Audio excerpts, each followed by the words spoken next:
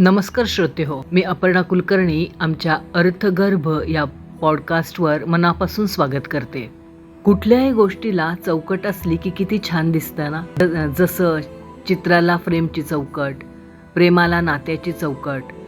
आणि ही चौकट सोडून जर माणूस जगायला लागला तर भरकटच जातो. आपल्या चौकट या कथेतल्या आभाचं पण असंच झालंय. नेमकं काय झालंय ऐकू आपण या कथेत. या कथेचं नाव आहे चौकट आयुष्याची. कथा लिहिली आहे मीनाक्षी वैद्य यांनी आणि कथा सादर करत आहेत अपर्णा कुलकर्णी. चौकट आयुष्याची. सुनेत्रा निरंजनामध्ये नवीन फुलवात लावताना आभाला म्हणाली, काय ग, काय झालंय? 2 दिवसापासून बघतीये, माझी बबडी शांत आहे. सुनेत्राने विचारलं. आभाचं लक्ष दुसरीकडेच होतं. सुनेत्राने पुन्हा विचारलं, आभा, अगं कसल्या विचारातेस? आत्या, तू म्हणतेस सांग, पण जाऊ दे. काय जाऊ दे? सुनेत्राने विचारलं.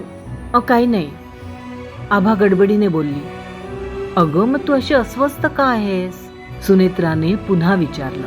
मी नाही ग, आभाने सारवासारव केली. आभा, हे बघ, मी तुला लहान असताना माझ्या अंगाखांद्यावर खेळवलंय. तुझं जर काही बिनसलं ना तर मला तुझ्या चेहऱ्यावरून सगळं कळतं. सांग बरं मला नेमकं काय झालंय? सुनेत्रा म्हणाली. सुनेत्राचं हे बोलणं ऐकून आभा तिच्या कुशीत जाऊन धबधबा कोसळावा तशी कोसळली. हे असं घडणार असं मगाशी सुनेत्राच्या लक्षात आलं होतं. आभा, काय झालं? ऑफिसमध्ये काही झालं की शशांकशी भांडण झालंय? बोल ना बेटा. सुनेत्राने आभाच्या डोक्यावर थोपटत विचारलं. आत्या, शशांकशी माझं पटेल असं वाटत नाही. आभा म्हणाली. काय ग, काय झालं? काय झालं सांग ना. आत्या, शशांक आता गुन्हेगारी जगताकडे वळलाय. काय सांगतेस? हे कसं कळलं तुला? काल त्यांनी मेसेज करून मला सांगितलं. मेसेज करून तुला सांगितलं? तुझ्याशी बोलला सुद्धा नाही? तुला भेटला सुद्धा नाही? त्यांनी दुबईला जाताना मला हा मेसेज टाकला. याआधी तुला जराही संशय आला नाही? त्याच्या वागण्यातला बदल दिसला नाही? सुनेत्राने आश्चर्याने आभाला विचारलं. नाही ना. अगं इतकी बोळसट कशी झाली मी, मला माझंच कळलं नाही बघ. मी इतकी चौकसपणे सगळ्या गोष्टींकडे बघणारी मुलगी इतकी कशी त्याच्या जाळ्यात अडकले? आभा म्हणाली. म्हणजे नेमकं काय झालं? सांग मला. आत्या, मी त्याच्यात खूप गुंतलीये ग. कशी विसरू त्याला कळत नाही बघ. त्याचा तो मेसेज सारखा सारखा बघून माझ्या डोक्याला मुंग्या यायला लागल्यात. हे बघ आभा, काळ हे खूप मोठं औषध आहे. सगळं काही विसरायला लावतो. आता तू त्याला विसरायला सुरुवात कर. तू गुन्हेगारी जगतात वावरणाऱ्या माणसाशी संसार करू शकणार आहेस का? आपण सामान्य माणसं आहोत बेटा. हा तर चक्क गँगमध्ये गेलाय. मला वाटतं त्याने मला एकदा तरी माझ्याशी बोलायला हवं होतं, विचारायला हवं होतं. मी सांगितलं असतं त्याला. आभाला बोलताना हुंदके आवरत नव्हते. काय सांगितलं असतंस तू? त्याच्याशी त्याही परिस्थितीत संसार करशील म्हणून? असं नसतं आभा. एकदा गुन्हेगारीची चटक लागलेला माणूस पुन्हा सामान्य आयुष्य जगू शकत नाही, हे सत्य आहे. जर त्याला गुन्हेगारीची चटक नसती ना तर तुला असा मेसेज टाकून पळाला नसता तो. तुला भेटला असता, तुला सांगितलं असतं. आत्या, पण आता मी खूप इन्व्हॉल्व झालीये शशांकमध्ये. त्याला मी कशी विसरू कळत नाहीये मला. माझं डोकं शशांकमध्ये गुंतलेलं असतं. ऑफिसमध्ये मी कुठलंच काम करू शकत नाही. ऑफिसमध्ये बसलेली असते ग मी, पण ऑफिसमध्ये लक्षच नसतं माझं. आभा तिची समस्या सांगते. हे बघ, जे काही झालं ना ते विसरून जा. विसरणं सोपं आहे का ग आत्या? मी खूप अस्वस्थ असते आजकाल. परवा तर मी एका क्लायंटला मेल केला, त्याच्यात फक्त शशांक शशांक शशांकच लिहिलं. त्यांनी शेवटी साहेबांना फोन करून तुम्ही हा असा काय मेल पाठवलाय असं विचारलं. ही काय तुमच्या ऑफिसची काय कोड लँग्वेज आहे का? म्हणजे आम्हाला या भाषेलाही डिकोड करायला कोणीतरी ठेवायला हवा का, असं त्यांनी साहेबांना विचारलं. जेव्हा साहेबांनी मला हे सांगितलं तेव्हा मला कळलं. तेव्हा साहेब मला रागावले. काय झालं? तुमची तब्येत ठीक नसेल तर तुम्ही सुट्टी घ्या, पण इतक्या मोठ्या क्लायंटला तुम्ही अशा पद्धतीने कसा काय मेल पाठवलाय? कोण आहे हा शशांक? मग तू काय उत्तर दिलं? सुनेत्रा म्हणाली. काय उत्तर देणार? काहीच बोलले नाही आणि निघून आले. हे बघ आभा, शशांक आता तुझा भूतकाळ झालाय. शशांक तुझ्यात एवढा गुंतला नसेलही कदाचित. तुला काय माहिती, त्याला कदाचित आधीपासूनच गुन्हेगारी जगताचं आकर्षण असेल. तुझ्याशी बोलत असेल, पण आतून कुठेतरी त्याची धडपड जायची चालूच असेल. तुला कळतंय का, गुन्हेगारी जग हे जितकं वाईट आहे ना, तेवढंच त्याला ग्लॅमर पण आहे. आत्या, गुन्हेगारी जगाला कसला आलंय ग ग्लॅमर?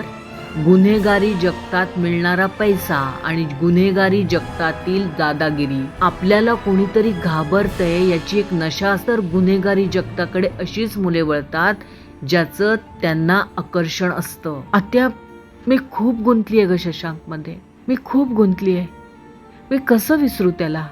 आभा पुन्हा पुन्हा हेच वाक्य म्हणत होती. आपण सामान्य घरातील लोक आहोत ग. गुन्हेगारी जगाचं वलय असणारा जावई तुझ्या आई वडिलांना चालेल का? नाही, बहुधा नाही. पण पण पण मी त्यांना पटवीन. कसं पटवणार आहेस? शशांक बरोबर तुझी होणारी वाताहत आई वडील म्हणून ते बघू शकतील. शशांकने निवडलेलं जग मध्यमवर्गीय लोकांच्या आयुष्याच्या चौकटी बाहेरचं जग आहे. तिथे आपण नाही स्वस्थ चित्ताने जगू शकणार. मी इथेही जगू शकणार नाही.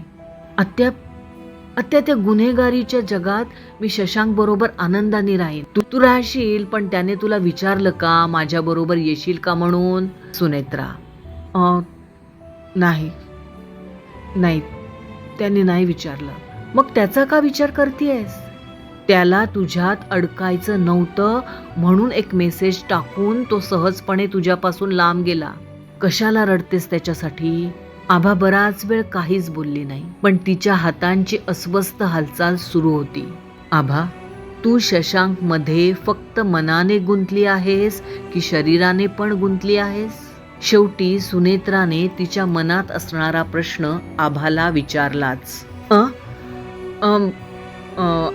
आभा बावचळून एवढंच बोलली, माझा प्रश्न कळलाय ना तुला? हो हो हो. मग सांग, अशी गप्प कायस? आत्या, तुला सांगायला अवघड वाटतंय, पण मी शरीराने पण शशांक मध्ये गुंतलीये ग. मला सांगताना अवघड वाटतंय. असं गुंतून पडताना तू नाही अवघडलीस? सुनेत्राच्या आवाजात जरा राग होता.